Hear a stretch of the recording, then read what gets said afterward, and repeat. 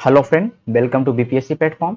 इस वीडियो में हम बात करेंगे पहलव और कुषाण वंश के बारे में। ओके, हमने इसके प्रीवियस वीडियो में बात किया था शक के बारे में और हमने बात किया था इंडो ग्रीक के बारे में। ओके, तो अभी हमारा पोस्ट मौर्यन पीरियड चल रहा है, हमने मौर्यन तक खत्म कर चुका है हम लोग चीज़ों को। अब जो हमारे ये लेक्चर चल रहा है, ये लेक्चर हमारा है पोस्ट मौर्यन पीरियड का। ठीक है, तो इसमें हम क्या बात करने वाले हैं कि कैसे पहले तो हमने देखा कि इंडो ग्रीक आए, इंडो ग्रीक के बाद हमारा शक आया, शक के बाद पहलव आया और एक कुषाण आया। तो ये भी बहुत महत्वपूर्ण बन जाता है कि इनको आप सीरियल तरीके से याद करें, क्योंकि सवाल एग्जाम में आता है कि क्रम वाइज इसको मतलब आप अरेंज करिए। ओके, तो ये बहुत ही आपके लिए महत्वपूर्ण बन जाता है। ठीक है, तो ये हमारा हिस्ट्री का लेक्चर 20 है। अभी हमारा बीपीएससी प्री का सीरीज और मेंस को भी लेते हुए चल रहे हैं। हालांकि कुछ जो जो महत्वपूर्ण टॉपिक जैसे कि अभी हम पढ़ रहे हैं शक, पहलव, कुषाणा, तो ये सब के बारे में जो हम फैक्ट पढ़ेंगे, कौन आए, कैसे आए, क्या चीजें, तो वो आपके प्री के लिए सही है। बट मेंस की बात करेंगे तो ये सब चीजें महत्वपूर्ण नहीं है। मेंस में आपका ये पूछेगा क्या इम्पैक्ट पड़ा इंडो ग्रीक का, सेंट्रल एशिया से क्या इम्पैक्ट पड़ा, इंडो ग्रीक का क्या कल्चर था, इन सारे चीजों से हम बात करेंगे, लेकिन वो मेंस में करेंगे। मेंस का हिस्ट्री हमारा चल ही रहा है। ठीक है, तो ये हमारा है आज का वीडियो पहलव और कुषाण के बारे में। फर्स्ट जो आपका हम पढ़ेंगे पहलव के बारे में, क्या कौन थे पहलव, इसके बारे में हमने पिछले जो वीडियो था उसमें हमने देखा था बहुत सारी चीजों को। जैसे आप देख सकते हैं सब चीजें हमने पढ़ चुके हैं हम लोग ऑलरेडी। ठीक है, बहुत अच्छे तरीके से इसका आप नोट्स बना लिए होंगे, चाहे हिंदी बनाइए चाहे इंग्लिश नोट्स बनाइए, बोथ आर सेम, क्योंकि यहाँ पे सब नाम ही है। तो इसमें नोट्स में कोई दिक्कत, जहां पे इंग्लिश मुझे लगता है मैं वहां पे लिख देता हूँ। ओके, चलते हैं आज के टॉपिक की ओर। आज का टॉपिक जो हमारा है पहलव। ठीक है, जो पहलव की बात करेंगे ना, तो ये बहुत छोटा, इसके इसके बारे में उतना महत्वपूर्ण मैंने आपको बताया था किसके किसके बारे में हम पढ़ेंगे। जब हम पढ़ेंगे इन चैप्टरों को तो कौन कौन से बातों पे ध्यान रखना कि कौन से शासक महत्वपूर्ण रहे। तो पहलव में मैंने बताया था कि गोंडो फर्नेज के बारे में पढ़ेंगे और कुछ नहीं पहलव के बारे में पढ़ना में। ठीक है, ध्यान रखिएगा। तो देखिए, पहला बात, शक, इसके पहले कौन आए हैं, शक। तो शक के बाद जो आए हैं वो आएंगे पहलव। ध्यान रखिएगा, पहलव आते हैं, इनके बारे में चीजों को ध्यान रखिएगा क्या है भाई।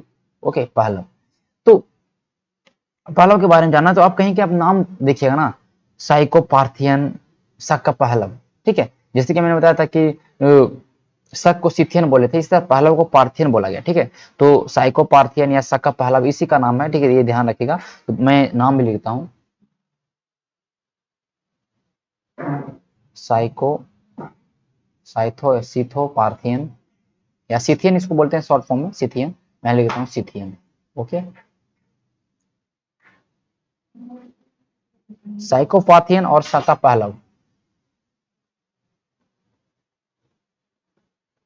ठीक, ध्यान रखिएगा।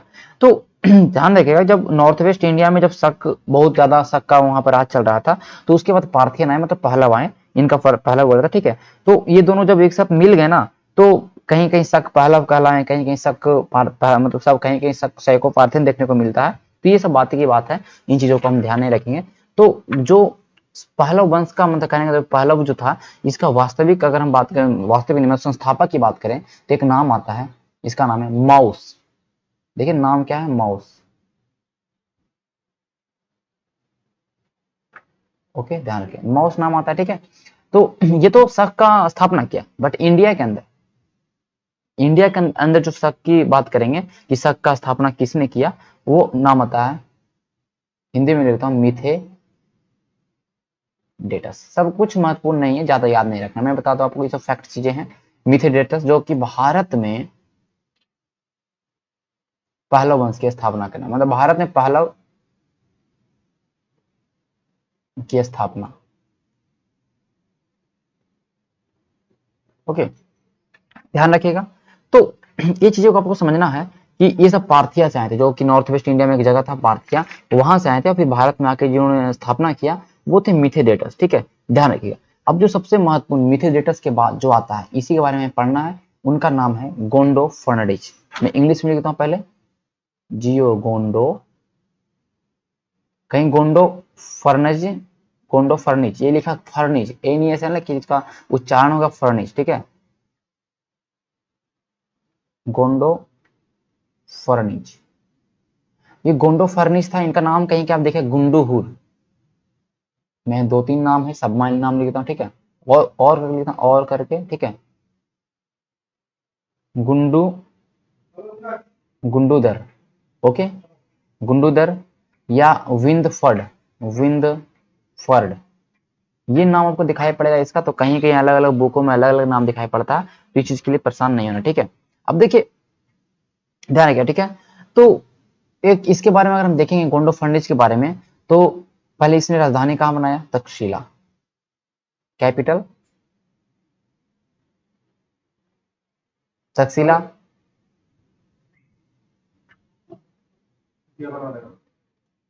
ओके तक्षशिला, ठीक है, ध्यान रखिएगा। तो इन्होंने अपनी राजधानी तक्षशिला बनाया, जो कि अभी अगर हम महाजन पद में देखा था हमने कि गंधार की राजधानी तक्षशिला थी, ठीक है। तो ये तक्षशिला राजधानी बनाया, ओके। तो इसका एक हमारा अभिलेख मिलता है, इनका एक अभिलेख है, मैं इधर लिखता हूँ, पेशावर में एक अभिलेख मिलता है। देखिए जो भी आप देख रहे हैं सक्का, कुशाना, जितने भी आप देख रहे हैं पूरे, उसमें जो भी कॉइन्स चले उसके अकॉर्डिंग इनका हिस्ट्री ज्ञात होता है, ठीक है। ज्यादा बहुत सारे जगह हर एक जगह मिलता नहीं है, तो ध्यान रखिएगा। पेशावर, पेशावर से एक अभिलेख प्राप्त होता है, तख्त, तख्त ए वही, नाम है क्या, तख्त ए वही। तो इनके अभिलेख का नाम है तख्त ए वही, हिंदी में मैं लिख दूं यहां पर तख्त ए वही, तख्त ए वही अभिलेख जो पेशावर से प्राप्त हुआ, पेशावर जब पाकिस्तान में है। तो तख्त ए वही अभिलेख में इनका जो नाम मिला गुडू बहारा, देखिए नाम गजब, ये नाम ध्यान, सब नाम महत्वपूर्ण है, गुडू बहारा, कुल मिलाकर सारे नाम गोंडो गुड्डू इस तरह से है, तो ध्यान रखिएगा। ये नाम उनको मिलता है पेशावर के अभिलेख में, मतलब तख्ते वही के अभिलेख में। और इस ये अभिलेख जो है कहीं ना कहीं 20 से 45 बीसी एडी के, एडी मतलब अब एडी आ चुका है, ठीक है।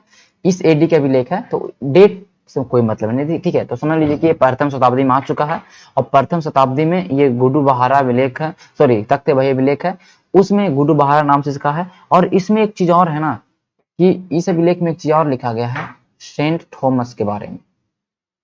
सेंट थॉमस जो क्रिश्चियन था, ओके, सेंट थॉमस एक क्रिश्चियन था। तो बोला जाता है कि सेंट थॉमस जो आया था इंडिया की तरफ, ये आया था सेंट थॉमस क्रिश्चियन, ये अपने क्रिश्चियन धर्म को फैलाने के लिए, ठीक है, सेंट थॉमस, ओके।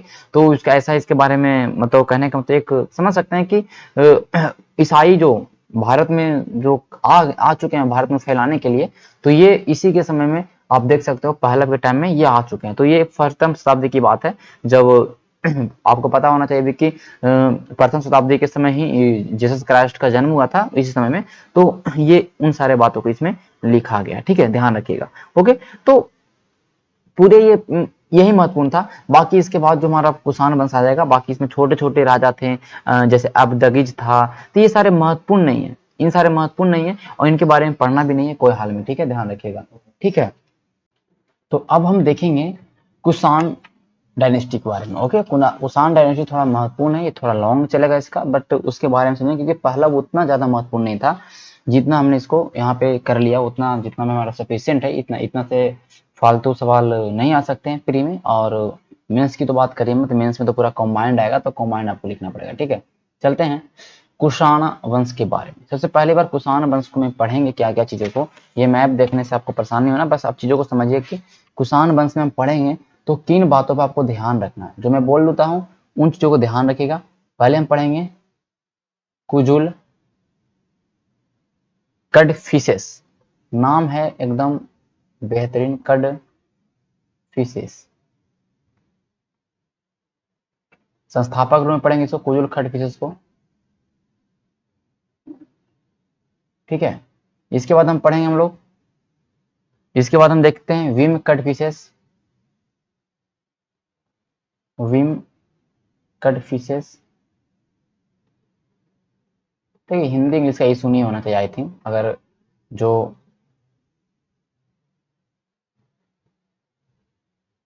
जो हिंदी में समझ जाएंगे वो इंग्लिश में समझ जाएंगे, ऐसा कोई बड़ा बात नहीं है, तो हिंदी इंग्लिश का इशू नहीं होना चाहिए, ठीक है। कनिष्क,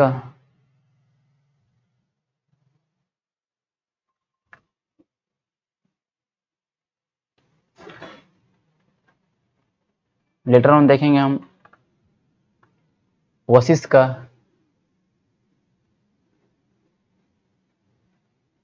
वशिष्ठ का, कनिष्क द्वितीय, कनिष्क सेकेंड, वासुदेव प्रथम, कनिष्क तृतीय, एंड यहां से भी देखेंगे वासुदेव सेकेंड। तो ये सारे राजा देखने को आपको मिलेंगे, और भी बहुत सारे छोटे छोटे हैं, तो उनका वो जरूरी नहीं है। हम इसमें सबसे महत्वपूर्ण इसको पढ़ेंगे, फिर इसको पढ़ेंगे और इसको। ये तीन बहुत महत्वपूर्ण है, इन तीनों को ही पढ़ना है, इन तीनों को ही आपको ध्यान रखना है, ठीक है, क्योंकि तीनों ने ही बहुत ज्यादा काम किया, इनके तीनों के बारे में जानकारी भी बहुत ज्यादा हमें मिलता है, ठीक है। देखिए अगर हम कुषाण की बात करते हैं, तो देखिए यहाँ पर ये जो देख रहे हैं ना, ये उज्बेकिस्तान आप एरिया देख रहे हैं, उज्बेकिस्तान देख रहे हैं। तो पहले तो सब ऐसा नहीं था, पहले हम बात करते हैं। यहाँ पर एक अमू दरिया और सीर दरिया, दो नदियां थी। यहाँ पे आप देख सकते हो, यहाँ पे अभी कैस्पियन सागर है, इधर अरल सागर है। तो ये अमू दरिया और सीर दरिया के बीच में रह रहे थे पहले, ये जो आप देख रहे हैं कुषाण वंश वाले, ठीक है, ध्यान रखिएगा। तो यहाँ पर इन लोग रह रहे थे। ये ट्राइब का नाम क्या, देखिए अब ट्राइब का नाम ध्यान रखिए। ट्राइब का यहाँ पर नाम था, मैं इंग्लिश में लिखूंगा, यू चीज, यू चीज ट्राइब, ठीक है, यू चीज ट्राइब। ये यूजिज ट्राइब यहाँ पर थे वेस्टर्न इंडिया में, ठीक है, या तोचैरियन, तोचैरियन इसको बोलते हैं, कहीं कहीं इसका नाम देखने को मिलेगा तोचैरियन, तोचैरियन। मैं इधर भी लिख देता हूं, वीडियो लंबा जाएगा बट समझना आपको, ठीक है। इन्हें यूची ट्राइब भी बोलते हैं, इन्हें हम तोचैरियन ट्राइब भी बोलते हैं, हिंदी में भी वही बोलेंगे, ठीक है। ये इनका नाम, ये कबीला था, ये कबीला था। अब क्या हुआ कि ध्यान रखिएगा, यहां पर ध्यान रखिएगा, यहां पर से इन लोग, कहने का मतलब क्या होता है कि यहां पर से हुनों का आक्रमण होता, हुनो, हुनो, ठीक है, हम आगे हुनों के बारे में पढ़ाएंगे।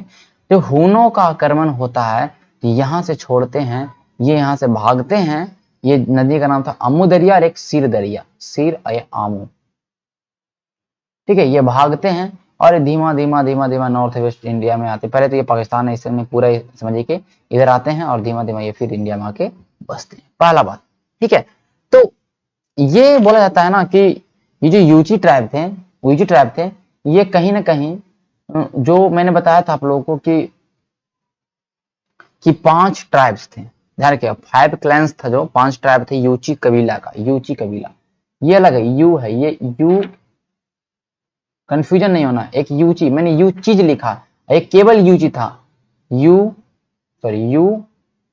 ची, यूची ट्राइब था ना, ये 5 भाग में बटा हुआ था। मैंने बताया था कि यूची कबीला था, वो 5 भाग में बट गया था, ये 5 पार्ट में बटा हुआ था।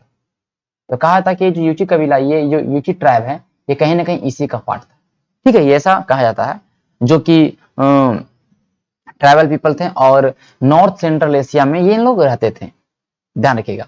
तो जब इनको यहाँ पर से हुनों का आक्रमण में छोड़ के भागने लगे, तो सबसे पहले बार इन्होंने जो ऑक्युपाई किया वो बैक्टीरिया को, बैक्टीरिया यहाँ पर था, यहाँ पे एरिया जो बैक्टीरिया था, सबसे पहली बार इन्होंने वहां से भागा एंड कैप्चर बैक्टीरिया। अभी मैं केवल बैकग्राउंड समझा रहा हूँ, ठीक है। इन्होंने बैक्टीरिया को कैप्चर किया, बैक्टीरिया को पहले बार कैप्चर किया, और फिर धीमा धीमा इन्होंने क्या किया कि यहाँ पर पहले पार्थिया रह रहे थे, पार्थियन को भगाया। फिर ऐसे करते करते करते फिर इन लोग इंडस के बेसिन में घुसना स्टार्ट किया, और फिर धीमा धीमा इन लोग यहाँ पहुंच गया, और पूरे ये एरिया को इतना दूर तक फैला। देख सकते हैं आप एरिया को कितना फैलाया है, देखिए, देख रहे हैं, यहां से स्टार्ट हुआ, कुषाणों ने पूरा गंगा रिवर तक के एरिया को फैलाया। समझ रहे बात को? तो ये मुझे समझाना था, ये मुझे समझाना था। तो ऐसा कहा जाता है कि जो यूची ट्राइब है ना, इन्होंने बहुत ज्यादा, देखिए, तो सबसे पहला बार जो हमारा नाम आएगा वो कुजुल कड़फिशस के बारे में पढ़ेंगे। क्या पढ़ेंगे हम? कुजुल कड़फिशस के बारे में। कुजुल कड़फिशस, हिंदी में कुजुल कड़फिशस लिखा है, मैं बार बार बोलता हूं, बोलने की आदत हो गई हिंदी इंग्लिश, तो ओके, कुजुल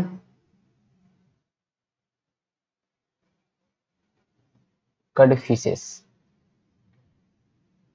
तो भाई ये कुजुल कड़फिशेस थे, इन्हें बोला था, पहला बात तो फाउंडर संस्थापक तो होंगे ना, कंफर्म होंगे, कुषाण वंश संस्थापक रूप में यही जाने जाते हैं, कुजुल कड़फिशेस, पहला बात, ठीक है, ये ध्यान रखिएगा। सेकंड, इनके बारे में क्या पढ़ेंगे? इसने यूनिफाई किया। इंग्लिश लिख रहा हूँ कंफर्म, परेशान नहीं होने। एकीकरण, फाउंडर तो आपको पता, संस्थापक। एकीकरण किया यूची ट्राइब को, यूची यूची ट्राइब का इन्होंने एकीकरण किया, पूरे पांचों कबीलों का एकीकरण करके एक कुषाण साम्राज्य बनाया। कुषाण साम्राज्य तुरंत नहीं कर लिया, मतलब टाइम लगा, लेकिन कुषाण से डेट का दम एकदम नहीं, डेट के बारे में दम नहीं सोचना है, फिर मैं लिखता हूं डेट 15 से 64 एडी। डेट एकदम एग्जाम के लिए महत्वपूर्ण है, एकदम 1% एग्जाम के लिए महत्वपूर्ण। जो महत्वपूर्ण होगा मैं वहां पे बताऊंगा कि ये चीज महत्वपूर्ण है, ठीक है। तो इसके लिए एकदम परेशानी नहीं होना कि डेट याद नहीं हो रहा, कुछ कहीं कहीं अलग अलग डेट आपको देखने को मिलता है, ठीक है। तो इसके बारे में अगर हम देखेंगे तो देखिए अभी अभी अगर हम बात करते हैं, तो अभी क्या, अभी वहां से हम लोग भागे हैं। अभी हिंदू कुश जो पर्वत है ना, हिंदू कुश, अफगानिस्तान में भी हिंदू कुश पर्वत है। हिंदू कुश पर्वत के पास इन लोग अभी बस रहे हैं यहाँ पर। तो यहाँ पर इन लोग यहाँ पर अभी बसा चुके हैं। तो यहाँ पर इनका बहुत सारा क्वाइंस मिला है, कुजुल कटफिशस के समय का, कुजुल कटफिशस के टाइम का बहुत सारा क्वाइंस मिला है। कॉपर्स क्वाइन, क्या मिला है? Cowper's coins. अफगानिस्तान के हिंदू कुश के एरिया में तांबे के सिक्के मिले हैं, कॉपर कॉइन्स, जो दिखाता है कि स्टार्टिंग के एज टाइम में ये वहीं पर, मतलब कहने का मतलब कुषाण तो था वहीं पे था, ठीक है। फिर धीमा धीमा आगे बढ़ते गए, मतलब कहने का मतलब कि हिंदू कुश को पार किया, फिर धीमा धीमा फिर इंडिया की तरफ ये आ जाए, ठीक है। जब भीम कटफिशस को पढ़ेंगे, ठीक है, तब ओके, ये ध्यान रखिएगा, ठीक है। तो चीजों को समझना आपको। इनके जो क्वाइंस है, सबसे महत्वपूर्ण, इनके जो क्वाइंस है उस पर यूनानी, ठीक है, यूनानी means Greek plus Kharosthi, Kharosthi लिपि में, मतलब कहने का मतलब कि अंकित इनके क्वाइंस पे। तो यूनानी खरोष्टी लिपि के बारे में बता दो। खरोष्टी लिपि जो राइट टू लेफ्ट लिखा था, राइट टू लेफ्ट लिखा था, सबसे महत्वपूर्ण बात। ब्राह्मणी लिपि जस्ट अपोजिट है, लेफ्ट टू राइट, लेकिन ये है right to left. That is, हम कह सकते हैं कि ये उर्दू के जैसा उर्दू लिखा था। तो खरोष्टी और यूनानी लिपि दोनों लिपियों का प्रयोग हुआ इनके सिक्कों पर, आप कह सकते हैं, ठीक है, ये ध्यान रखिएगा। इनके बारे में एक और सबसे बहुत महत्वपूर्ण चीज है कि इन्होंने धर्म थिद्दा, धर्म, देखिए ध्यान रखिएगा, किसको अपनाया? इसने किसी को अपनाया? एडॉप्टेड, मतलब अपनाया। मैं हिंदी इंग्लिश दोनों लिखूंगा, ठीक है। अब इन्होंने अपनाया धर्म थी, ध्यान रखिएगा, धर्म थी थीडा, ऐसे थीडा, धर्म थीडा मतलब हुआ, धर्म थीडा मतलब हुआ इसने बौद्ध धर्म के फिलॉसफी को अपनाया, बुद्धिज्म के फिलॉसफी जो धर्म थीडा है उसको अपनाया। तो कह सकते हैं कि ये कनिष्क जो है, सॉरी, जो कुजुल कटफिशस है, कहीं ना कहीं बौद्ध धर्म का भी ये अनुयायी रहा, बौद्ध धर्म में आस्था रखता था। साथ साथ इसको इसने एक चीज और अपनाया, धर्म भी तो अपनाया ही अपनाया, इसने एक चीज और अपनाया, वो था सच, सच।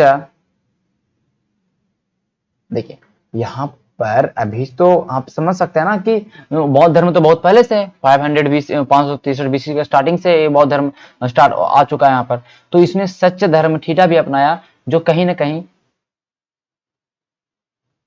शैविज्म, मतलब शिव धर्म से संबंधित, मतलब शिव से। तो ये जो कुजुल कटफिशस है, कहीं इसको बुद्धिज्म से भी रिलेट कर लीजिए और शैव धर्म से भी रिलेट कर लीजिए, कोई दिक्कत नहीं, ठीक है। लेकिन जो आपको महत्वपूर्ण था, इसने अफगानिस्तान में मतलब यूनानी खरोष्टी लिपि का प्रयोग किया अपने सिक्कों पर, यूनिफाइड किया, संस्थापक के रूप में सबसे महत्वपूर्ण संस्थापक। ये 2-3 पॉइंट याद रखना है, बाकी कुजुल कटफिशस से कुछ भी याद नहीं रखना। जो नेक्स्ट हम देखेंगे भाई, नेक्स्ट हम देखेंगे वो नाम आता है आपका बीम कटफिशस का। बीम कटफिशस बहुत ही महत्वपूर्ण, बीम कटफिशस पढ़ना आपको। इसके बारे में ऑलरेडी मैंने चर्चा किया था पिछले क्लास में, बीम कटफिशस के बारे में थोड़ा सा, कि इसने सिक्का चलवाया था, स्वर्ण सिक्के। ये जो बीम कटफिशस है ना, ध्यान रखिएगा, ये जो बीम कटफिशस है, पहला बात, इन्हें माना जाता है भारत में कुषाण साम्राज्य का संस्थापक, founder of Kushan dynasty in India. ठीक है, देखिए मैंने अभी क्या बताया कि वो अफगानिस्तान तक ही रह चुका था, अभी हिंदू कुश पर्वतमाला के पास ही है। भारत के नॉर्थ वेस्ट एरिया में इन्हें ही माना जाता है, ये है बीम कट फिशेस। ठीक है, बीम कट फिशेस, तो ध्यान रखिएगा। तो देखिए कुजुल कट फिशेस को कट फिशेस प्रथम में बोला गया इसको, यहाँ कहीं कहीं जो कुजुल कट फिशेस हैं उनका नाम कहीं कहीं कट फिशेस प्रथम में दिखाई पड़ता है, ये ध्यान रखिएगा, कहीं कहीं दिखाई पड़ता है, इसके लिए परेशान नहीं होना। ठीक है, ये चीज समझना। ठीक है, तो जो बीम कट फिशेस था, जब कुजुल कट फिशेस था शासन में, तो उस समय से ये मतलब कहने का मतलब कि को रूरल के रूप में काम कर रहा था। ओके, फिर कुछ दिनों बाद धीमा धीमा फिर ये स्वतंत्र इंडिपेंडेंटली हो गया और इसने गंधारा को जीता पार्थियन से। पहला बात,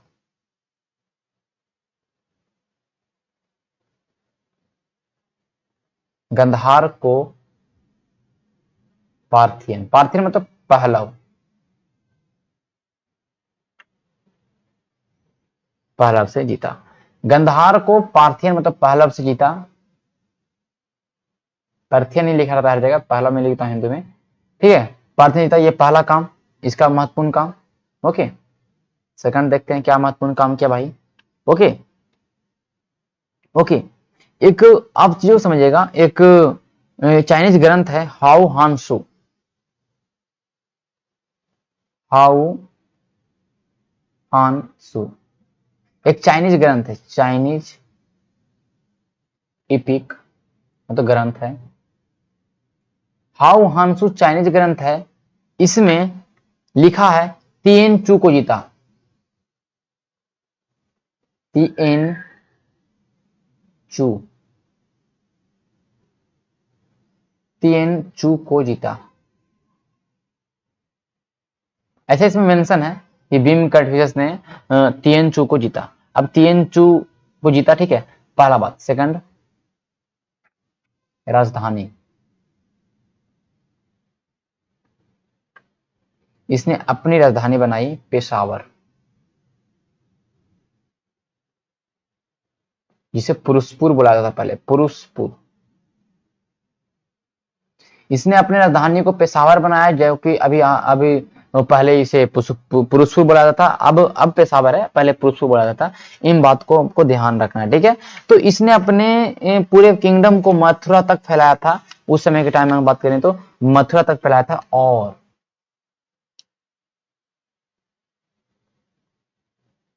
सर्वाधिक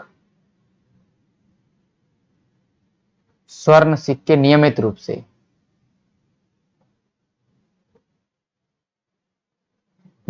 चलवाए।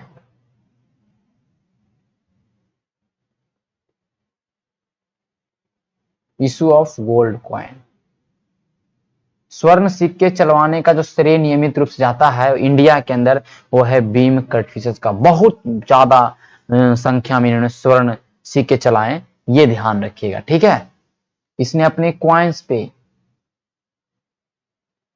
क्या करवाया भाई, इसने अपने क्वाइंस पे लिखवाया अपने आप को महा, जो मैं बोल रहा हूं ना, उन चीजों से समझा कि जो मैं बोल रहा हूं उन सारे पॉइंट को आपको अपनी कॉपी पे नोट डाउन करना है, जो मैं बोलता हूं भी। मही वसारा, इसने अपने क्वाइन पे मही वसारा नाम अंकित करवाया, जिसका मतलब होता है भैया आप समझिएगा कि डिवोटी ऑफ शिवा, शिव का उपासक या मतलब भक्त। तो कहीं ना कहीं अगर पूछ लेगा कि बीम कट फिशेस जो है वो किस धर्म से मतलब कहने का मतलब कि रखता था संबंध, तो वो क्या होगा भैया, वो आप बोल सकते हैं इजिली रूप से कि ये रखता था संबंध शिव से। देखिए ये सवाल पिछला, ये सवाल एग्जाम में पूछा जा चुका था, मैंने बताया कि विच कुशाना किंग अडॉप्टेड धर्म ठिड्डा एंड सच्चा धर्म ठिड्डा, तो कुजुल कटफिशेस ने अपनाया था धर्म ठिड्डा। तो ये सवाल पूछ सकता है एग्जाम में।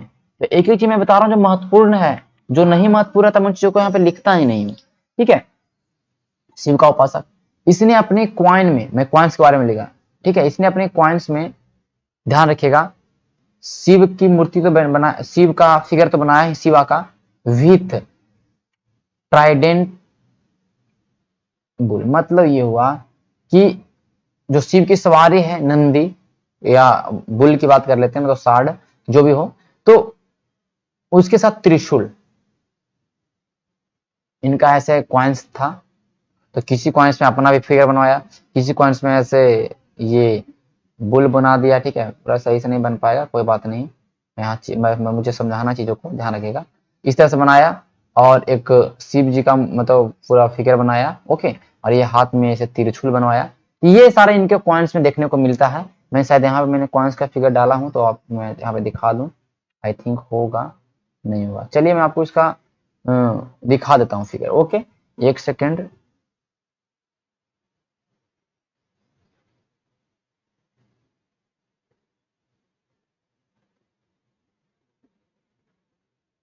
देखिएगा, ठीक है,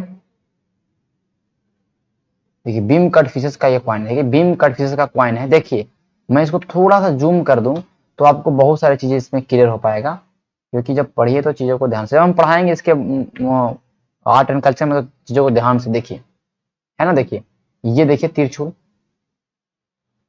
है, तिरछुल देखिए बुल। तो ये अपने, ये देखिए अपना खुद का फिगर बनवाया है। ये देखिए अग्निवेदी, मतलब कहने का मतलब कि अग्निवेदी है, उसमें देखिए इस तरफ शेष किया हुआ है, तिरछुल पूरा बनवाया है। कहीं ना कहीं इसमें हथियार इस्तेमाल होता होगा, इधर तिरछुल, इधर क्या क्या पता नहीं क्या क्या लिखवाया है अपने इस सिक्के पर, जो भी उस मतलब कहने का मतलब, तो मैंने बताया क्या क्या लिखवाया है, ठीक है। तो ये अपने कॉइन्स पे इतने सारे चीजों को करवाया। और ये सबसे महत्वपूर्ण जो खासियत था मैंने आपको बता दिया कि शिवा विद ट्राइडेंट बुल, मतलब त्रिशूल के साथ शिव की मूर्ति इन्होंने अपने कॉइन्स के ऊपर बनाया, ठीक है, ध्यान रखिएगा। तो हमें इसके बारे में इतना ही जानना था, बीम कट फिशेस के बारे में, ठीक है, बीम कट फिशेस के बारे में हमें इतना ही जानना था, जो कि हमारा मैंने इस वीडियो में कर लिया, ओके सॉरी।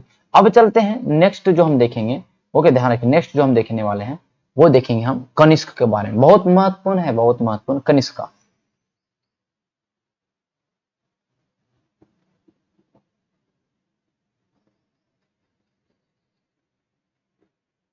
कनिष्क आपने पढ़ा होगा, कनिष्क के बारे में आपने सुना होगा, जब मैंने बताया था बौद्ध धर्म, fourth Buddhist council, that was held in Kundalvan Kashmir, जो कि कुंडलवन कश्मीर में हुआ था। उसमें जो राजा थे, उसमें जो शासक थे, वो कनिष्क ही थे, ठीक है, ये ध्यान रखिए, कनिष्क के ही शासनकाल में ये हुआ था, ठीक है। ये कनिष्क के बारे में समझना है, तो कनिष्क जो है, पहला बात कि कटफिसस सेकंड का बेटा, मतलब ये हुआ कि भीम कटफिसस का बेटा, सन ऑफ भीम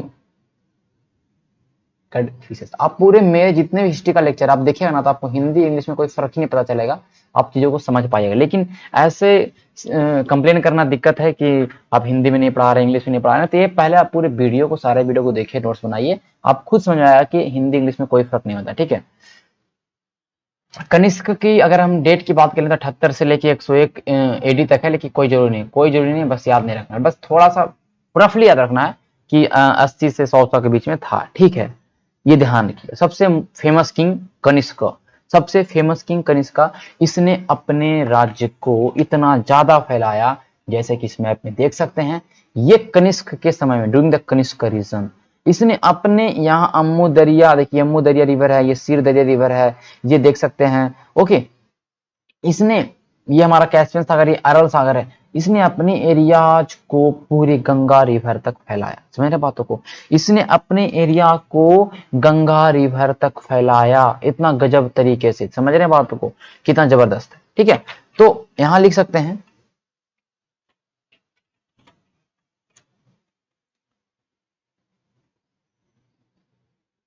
क्षेत्र को, अपने क्षेत्र को, क्षेत्र तो अपना ही हिस्सा होगा ना, कि अपने क्षेत्र को इसने, ध्यान रखिएगा जो मैं यहाँ पे लिखने वाला हूँ, हर एक चीज महत्वपूर्ण है, इसने अपने क्षेत्र को सेंट्रल एशिया, मतलब मध्य एशिया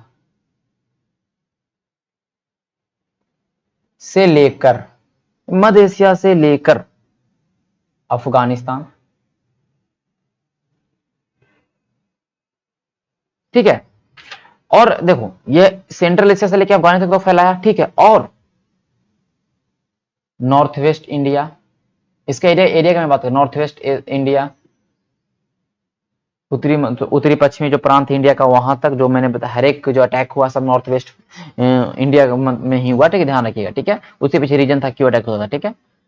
फिर उसके बाद गंगा वैली तक, भाई गंगा नदी की घाटी तक कनिष्क ने अपने साम्राज्य को फैलाया। सोच सकते हैं कितना जबरदस्त रूप से था। गंगा नदी घाटी जैसे उत्तर प्रदेश हो गया, सांची हो गया, मध्य प्रदेश हो गया, सब जगह इसने अपने एरिया को फैलाया। मतलब जिस तरह से बैक्टीरिया था उस तरह से इसने अपने चीजों को मतलब फैलाया। समझ रहे बात को?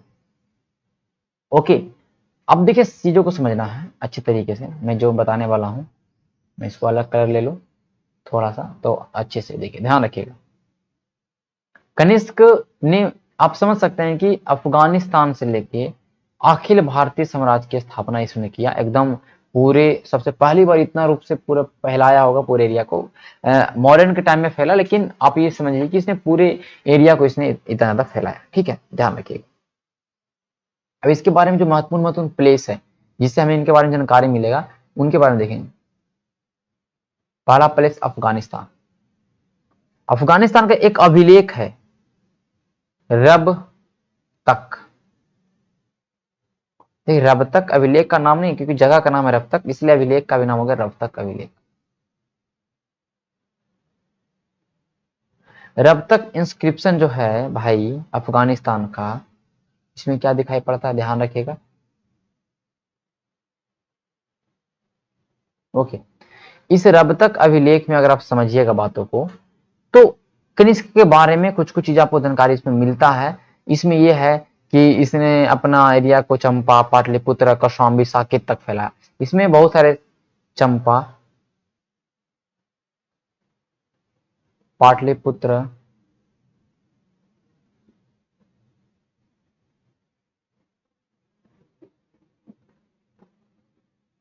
कौशाम्बी, साकेत, इन इन जगहों का इसमें नाम दिखाई पड़ता है रब तक अभिलेख। तो इसके बारे में बताता है कि इसने अपने एरिया को कितना दूर तक फैलाया था। ये है आपका कनिष्क के समय, ठीक है। फिर देखते हैं कश्मीर क्यों संबंधित है इससे। कश्मीर से संबंधित है क्योंकि कश्मीर में हुआ fourth Buddhist council. Fourth Buddhist council, ठीक है, सॉरी मैं पूरा लिख ही देता हूं, तो ऐसा आप समझिए कि वीसी लिखा हुआ है, बिफोर क्राइस्ट। चौथी चतुर्थ बौद्ध संगीति इसके समय हुआ कुंडलवन में। अभी जस्ट मैंने बताया था कुंडल, जो कि जम्मू एंड कश्मीर में, तो पता होना चाहिए, ठीक है। और यहां पर एक शहर ही बनाया कनिष्कपुर, ऐसा सुनाई पड़ता कनिष्कपुर। यहां पर एक नगर बसाया कनिष्कपुर कश्मीर के उसमें, ठीक है। तो आप लोग मुझे कमेंट करके ये बताइएगा कि फोर्थ बुद्धिस्ट काउंसिल जो हुआ था भाई, इसके अध्यक्ष कौन थे। फोर्थ बुद्धिस्ट काउंसिल थे, इनके अध्यक्ष कौन थे, बहुत महत्वपूर्ण चीज है। तो ये आपको समझाना है, मुझे बताना है, ठीक है। ओके, ठीक है। तो इसमें आपको पता होना चाहिए कि मैंने इस ऑलरेडी मैं पढ़ा चुका हूं, तो आपको इतना तो आंसर देना ही है, आपको इतना तो आंसर देना चाहिए। दैट इज, ये आपकी ड्यूटी है, ठीक है। कश्मीर मैंने बता दिया, और क्या बताना भाई। तो और अगर हम देखेंगे चीजों को ध्यान से, तो एक नाम पड़ेगा, तो पहला पाटलिपुत्र।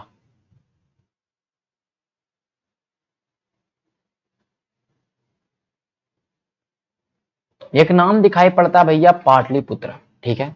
पाटलिपुत्र के बारे में क्या जानेंगे, तो पाटलिपुत्र के बारे में अगर हम जानेंगे, तो देखिए समझिएगा बात को, कि जब इसने पाटलिपुत्र को जीता, तो वहां से इसने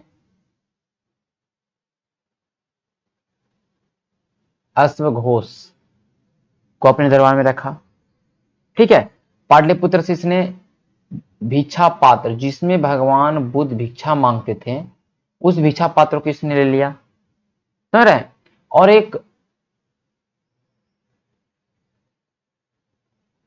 अद्भुत मुर्गा जो भविष्य बताता था, ध्यान रखिएगा, अश्वघोष को इसने वहां से लाया, जो अश्वघोष जिसने लिखा था, बुद्ध चरित्र की रचना किया था, ठीक है। तो यहाँ मैं लिख ही देता हूं, अश्वघोष लेखक था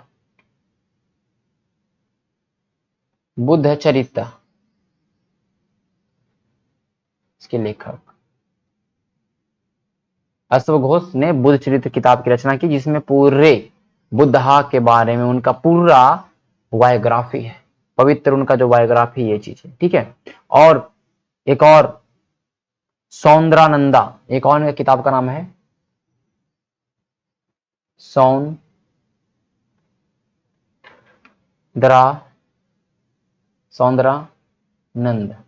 सौंदरानंद इनका किताब का नाम है, इधर दो बुक्स है इनका, एक बुद्ध चरित्र और एक सौंदरानंद। ये इनको दो बुक है, ये संस्कृत में लिखा हुआ था, ये संस्कृत एक ग्रंथ है, ये ध्यान रखना है। एक बुद्धिस्ट स्कॉलर था जिसको अश्वघोष ने लाया पाटलिपुत्र, जब पाटलिपुत्र का आक्रमण किया था, तब वहां पे पाटलिपुत्र को अपने में मिला के फिर ये अपने दरबार में अश्वघोष को रखा। बहुत सारे वसुमित्र, ध्यान रखिए, अभी तो बाद में बता दूंगा मैं कौन कौन चीजों को इन्होंने अपने शासन काल में रखा, बट ध्यान रखिए। भिक्षा पात्र, जिसमें भगवान बुद्ध भिक्षा मांगे, अद्भुत मुर्गा, जो कि बताता था क्या भाई, जो बताता था इसका, मैंने कहने का मतलब कि भविष्य बताता था, वो था अद्भुत मुर्गा को इसने लाया, ध्यान रखिएगा, ठीक है। ये चीजें हो गया। अगर और हम चीजों को देखेंगे, और अगर हम चीजों को देखेंगे इनके बारे में, तो एक और आपको दिखाई पड़ेगा, वो है दक्षिण भारत में तो ये गया ही था, सिंध था, ये सब उतना महत्वपूर्ण नहीं, लेकिन चीजों समझे कि सिंध के बारे में आता है कि सुई बिहार एक वहां पे नाम दिखाई पड़ता है सिंध में, ठीक है। तो इन चीजों को आपको उतना ध्यान नहीं रखना है, समझ गए बात को। चलिए अब और मैं आपको चीजें बताना चाहता हूँ जो आप चीजों को समझिएगा, ठीक है। क्या बताना चाहता हूँ, देखिए ध्यान से रखिएगा, मैं नेक्स्ट पेज में इसको करता हूँ। ओके चलिए, तो नेक्स्ट पेज में अगर हम देखेंगे तो रेशम मार्ग पर नियंत्रण, बहुत गजब। सिल्क रूट था पहली बार इन्होंने कंट्रोल, सिल्क रूट पे कंट्रोल किया, नियंत्रण किया, रेशम मार्ग पर इसने कब्जा किया। रेशम मार्ग की अगर बात करेंगे तो उसमें बहुत ही महत्वपूर्ण था, जैसे कि चाइना से होते हुए, अफगानिस्तान से होते हुए, इस तरह से व्यापार उसमें होता था, कैस्पियन सागर से होते होते सब व्यापार होता था रेशम का। इसने उस पे ही इसने कहने का मतलब इस चीज को कंट्रोल में कर लिया, कनिष्क ने। किसने? कनिष्क ने, ध्यान रखिएगा। ओके, तो आपको चीजें समझनी है। ओके देखिए ध्यान रखिएगा, मथुरा के बारे में ध्यान रखिए, मथुरा क्यों संबंधित है इससे। मथुरा में इसने देवकुल की स्थापना की।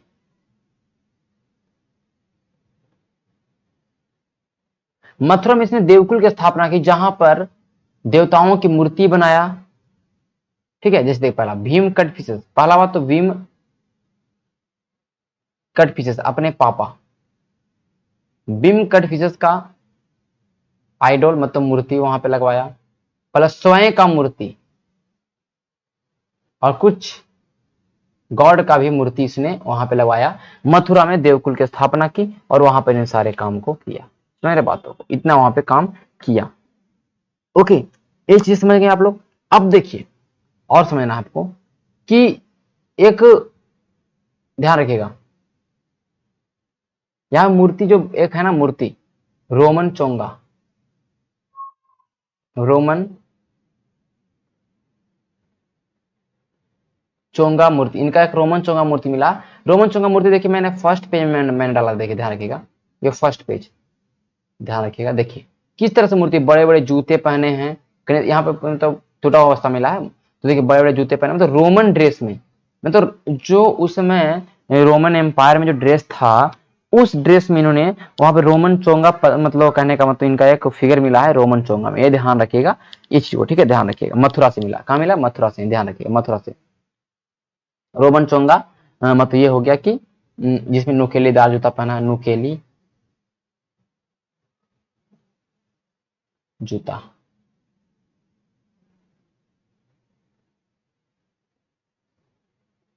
ठीक है, नुकेलीदार जूता पहने हुए, एकदम रोमन ड्रेस पहने हुए, इसका यहाँ पे दिखाई पड़ता है, ठीक है।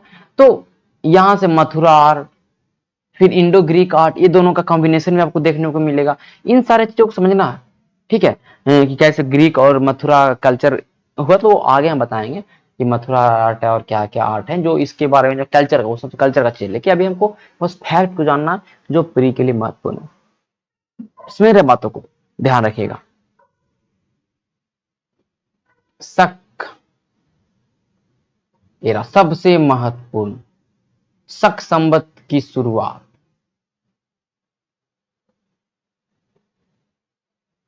मैंने पढ़ाया था आपको शक साम्राज्य। तो शक साम्राज्य में मैंने बताया था कि वहां पर विक्रमादित्य, जब विक्रमादित्य ने शकों को हराया था, वहां पे एक लोकल राजा था, तो 58 बीसी में शक संवत की शुरुआत, सॉरी विक्रम संवत की शुरुआत हो चुकी थी। ठीक है, कब? 58 बीसी में। लेकिन अभी यहाँ पे मैंने हम आए कहाँ पे, सॉरी 58 या 54 बीसी, सॉरी 58 या 54 बीसी। अब यहाँ पे जब आ जाते हैं शक एरा में आते हैं, जब हम आते हैं पढ़ते हैं कुषाण को, उल्टा जब कुषाण पढ़ेंगे तो शक संवत की शुरुआत होगा, जब कुषाण पढ़ेंगे तो शक संवत की शुरुआत होती है 78 एडी में। ध्यान रखिएगा, देखिए मैंने बताया था ऑलरेडी आपको, देखिए चीजों समझिएगा, मैं आपको बार बार पीछे ले जा रहा हूँ। देखिए 57 बीसी, वो 57, सॉरी मैं आपको 58 होता है, ठीक है 57 बीसी, या कहीं कहीं 58 नहीं देता, कोई इससे मतलब नहीं है। तो विक्रम संवत जिसको बोलते थे, तो ये था बीसी में। लेकिन अब हमारा कौन सा आ गया है, अब हमारा कुषाण आ गया है। तो कुषाण ने स्टार्ट किया किसका भाई, शक एरा का। कनिष्क ने शुरुआत किया शक एरा का 58 बीसी का, जो कि कहीं ना कहीं आज हमारे भारत में इसी संवत के को यूज करके कैलेंडर हमारा चलता है। समझ रहे बातों को, कैलेंडर चलता है, ठीक है, ये समझिएगा, ठीक है। तो फोर्थ बुद्धिस्ट काउंसिल के समय हुआ था, जब हीनयान और महायान अलग अलग बट गए थे इसके अंदर में, ठीक है। अब कुछ महत्वपूर्ण इसके दरबार में, एक को तो हमने बता दिया अश्वघोष के बारे में मैंने बता दिया, एक वसुमित्र। वही वसुमित्र है जो फोर्थ बुद्धिस्ट काउंसिल, मैं इतना सब शॉर्ट में लिखता हूं, फोर्थ बुद्धिस्ट काउंसिल की अध्यक्षता किया था। वसुमित्र ने चौथे बुद्धिस्ट काउंसिल की अध्यक्षता किया था। ध्यान रख समझिएगा, ठीक है। इसने एक बुक लिखा, इसने एक बुक लिखा, उस बुक का नाम है महाविभाषा।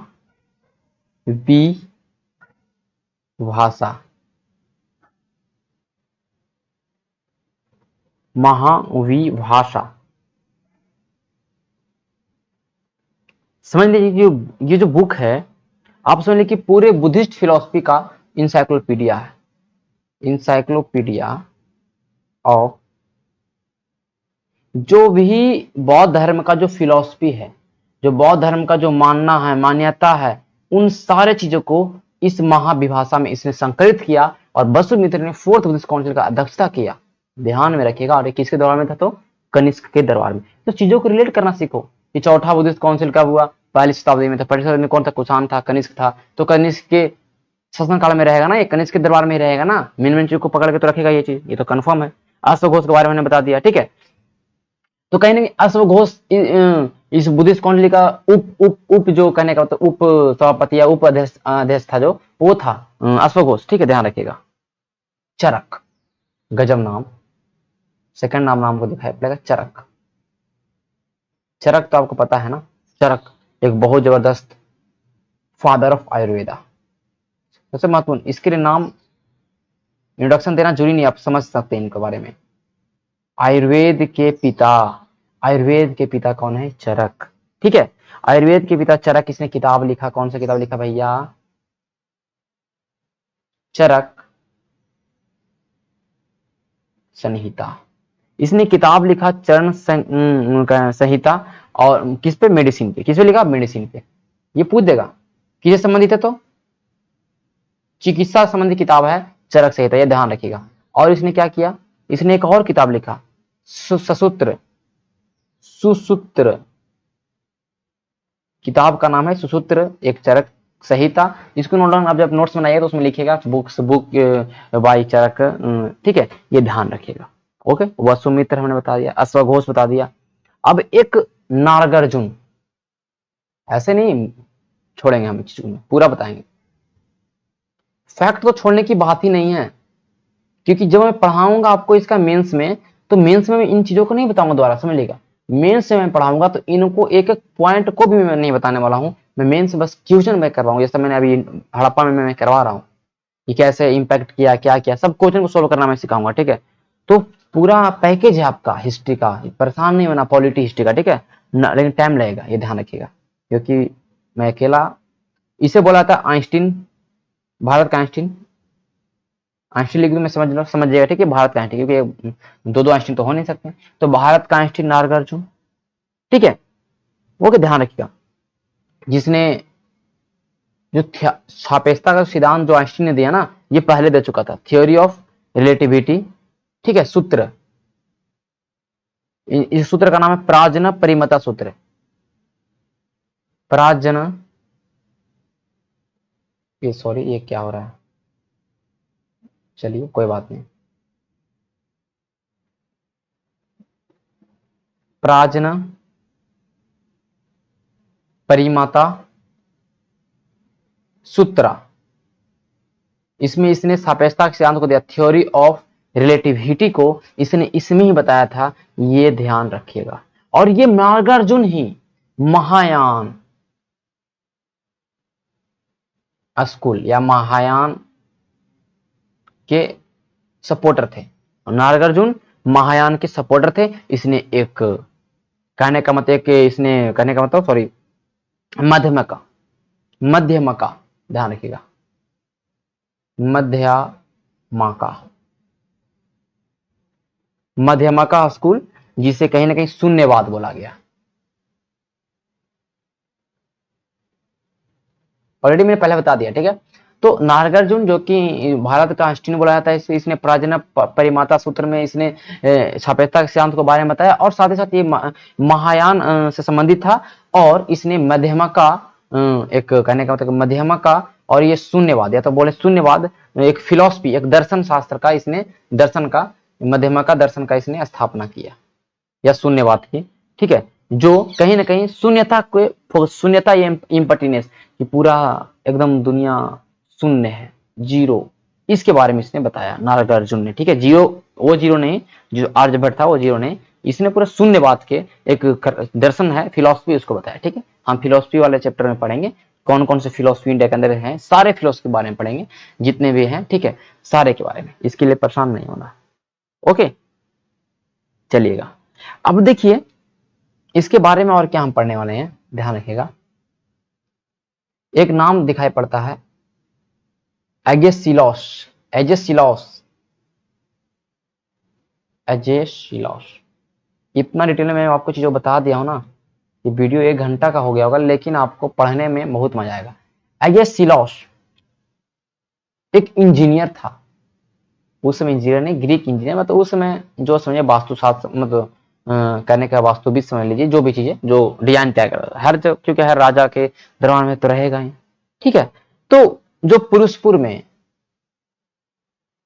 पेशावर में,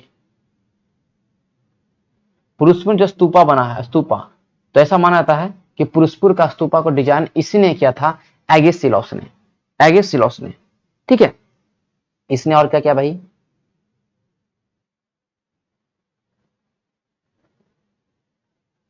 गंधारा एंड मथुरा, ये दोनों कला को, Gandhara and Mathura school of art, इस दोनों कला को इसने अपना पैट्रोनाइज किया, मतलब कहने का मतलब है कि